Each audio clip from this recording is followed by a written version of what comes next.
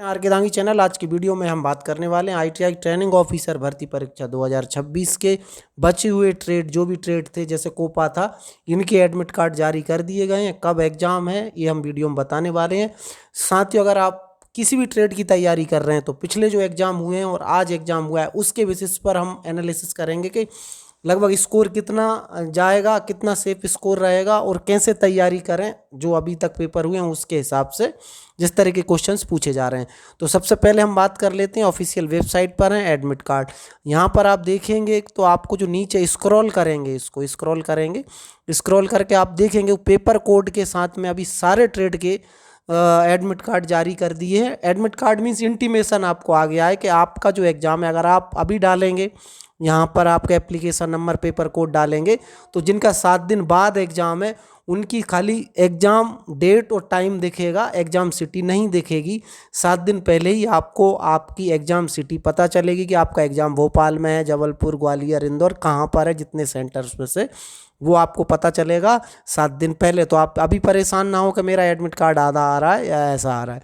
तो जो admit card अब जैसे ही आप देखेंगे, जैसे आप ऐसे एग्जाम्पल से समझिए, आपका अगर 15 मार्च को पेपर है तो 8 या 9 मार्च को आपका एडमिट कार्ड की सिटी पता चल जाएगी कि आपको किस सिटी में एग्जाम है, कितने बजे और किस डेट को है।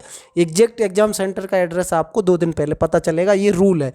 चलिए मैं बता देता हूँ कोपा का एग्ज़ाम कब है। देखिएगा, कोपा का एग्ज़ाम 15-16 2 दिन एग्ज़ाम चलेगा।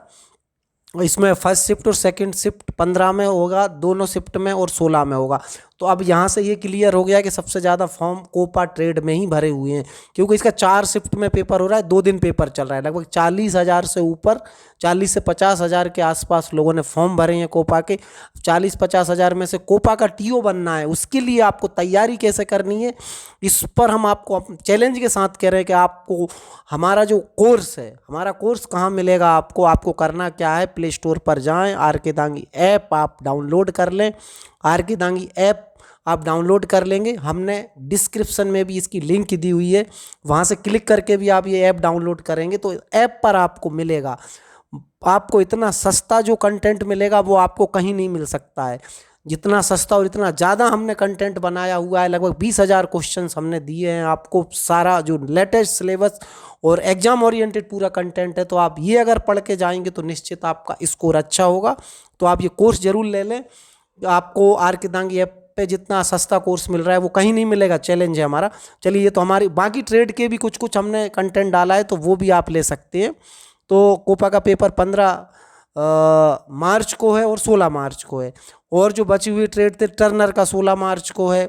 देखिएगा आप, ये सर्वेयर का 17 मार्च को है। तो अभी सभी ट्रेड के एडमिट कार्ड की जो सूचना है वो जारी हो गई है। तो जो लोग तैयारी कर रहे हैं वो कोई कमी ना छोड़ें। अभी तक जो पेपर आ रहे हैं, पेपर में लगभग आप देखेंगे 85 के आसपास का एक एवरेज स्कोर निकल के आ रहा है। तो आप 80 से 90 के बीच में अगर स्कोर करते हैं तो आपका सिलेक्शन पक्का है। और इस इतना स्कोर करने के लिए आपको पढ़ना क्या है वो आप फिर से मैं बता रहा हूँ आपको। जैसे लोग बोलते हैं निमी से क्वेश्चंस नहीं आ रहे हैं, देखिएगा डायरेक्ट क्वेश्चंस आज के समय में कहीं से नहीं आते। आप सोचो कि डायरेक्ट कहीं आपने 50 क्वेश्चन पढ़े हैं, उसमें से 20 क्वेश्चन एज इट इज आ जाए। आज एआई का ज़माना है, आपको कंसेप्ट पढ़ना है, आपको प्रैक्टिकली चीज़ों को पढ़ के जाना है। जैसे आप अगर कंप्यूटर की बात करेंगे, कोपा की बात करेंगे, तो फिर आपको लॉजिकली चीज़ें पता होना चाहिए, कंसेप्ट पता होना चाहिए। सिलेबस में जो टॉपिक दिए हुए हैं उन सिलेबस को आपको एक एक टॉपिक पे कम से कम 200-200 300-300 क्वेश्चंस लगा के उसकी प्रैक्टिस करनी है उस टॉपिक की। और अगर कंसेप्ट अगर आपका क्लियर है तो फिर आप 5 क्वेश्चन लगा के भी सही करके आ जाएंगे। अगर कंसेप्ट क्लियर नहीं है, आप अगर 20 और 25 क्वेश्चन की प्रैक्टिस भी कर लेंगे तो नहीं बनेगा। डायरेक्ट क्वेश्चंस ऐसे नहीं पूछे जा रहे हैं नॉलेज बेस्ड कि आपने एक बार पढ़ के याद कर लिया और वो आ गया। थोड़ा लॉजिकल क्वेश्चन, कंसेप्चुअल क्वेश्चन पूछे जा रहे हैं। तो आप इसके हिसाब से तैयारी करें, किसी भी ट्रेड की तैयारी करें। जैसा हम बता रहे हैं अगर आप वैसे तैयारी करेंगे तो निश्चित आपका सिलेक्शन होगा। और कमेंट्स करके जरूर आप अपना ट्रेड बता देना, और मेरी ऐप पर आप आ जाइए, मैं ऐप पर आपसे संपर्क करूंगा। आप मेरे से कोई भी क्वेश्चन पूछेंगे मैं ऐप पर और आपको अच्छे से समझा पाऊंगा। तो आप ऐप जरूर डाउनलोड कर लें और चैनल को जरूर सब्सक्राइब कर लें। साथियों, हमारा उद्देश्य है आपको ट्रेनिंग ऑफिसर बनाना, और कोई हमारा दूसरा उद्देश्य नहीं है। इसके लिए हम कंटेंट बनाते हैं। तो आपको ये हमारे जो भी वीडियोज़ हैं शेयर करना ज़रूरी है, लोगों तक पहुँचाएँ, जिससे कि लोगों को पता चले कि किस तरीके से तैयारी की जाती है, कैसे पेपर आता है, क्या आता है। कट ऑफ बता दिया मैंने, सिलेबस को लेके बता दिया, अभी कोर्स का भी बता दिया। अब अगर आपको अगर ऐसा लगता है कि जो कुछ लोग जैसे अभी रिव्यू हो रहे हैं उसमें कुछ क्वेश्चंस है, कुछ तरह के ऐसे क्वेश्चंस बता रहे हैं लोग, लेकिन देखिएगा कंसेप्ट वही है। आपको मैथ्स भी वैसे ही पढ़ना है, साइंस भी वैसे ही पढ़ना है, जीके भी वही पढ़ना है जो कॉमन चीज़ें पूछी जाती हैं। आउट ऑफ बॉक्स कुछ भी नहीं आ रहा है कि कुछ भी कहीं से भी पूछ लिया। जो चीज़ें पूछी जाती हैं या जो समझ होनी चाहिए वही पूछा जाता है। तो आप तैयारी में ये देखिएगा कि कोई टॉपिक आप जैसे आप एक मान के चलिए मैथ में एक टॉपिक है, बोर्ड का टॉपिक है, वर्क एंड टाइम का है, तो इसका कंसेप्ट क्लियर होना चाहिए कि कैसे फार्मूला लगाते हैं, कैसे वो वैल्यू निकाली जाती है।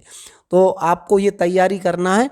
कंप्यूटर पार्ट्स भी आपको थोड़ा प्रैक्टिकली चीज़ें पढ़ना है, आपको एमएस ऑफिस की चीज़ें पढ़ना है, कंप्यूटर नेटवर्क की चीज़ें पढ़ना है, इंटरनेट की चीज़ें पढ़ना है, एआई की पढ़ना है, क्लाउड वगैरह है, थोड़ा बहुत इनको भी समझ लेना है कि आजकल क्या चल रहा है, अभी के टाइम में कौन सी चीज़ें जानना ज़रूरी है। इसी तरह आपको साइंस भी वैसे ही पढ़ना है। तो इस वीडियो में हमने बता दिया है कि तैयारी कैसे की जाती है, क्या पढ़ा जाता है, वो कैसे पढ़ा जाता है। ये 3 चीज़ पे अगर आप काम करेंगे तो आपका सिलेक्शन निश्चित होगा। तो आप परेशान ना हो, आप हमारे चैनल पर बने रहें और ऐप जरूर डाउनलोड कर लें। फिर मिलेंगे एक नई अपडेट, नई जानकारी के साथ। तब तक के लिए धन्यवाद।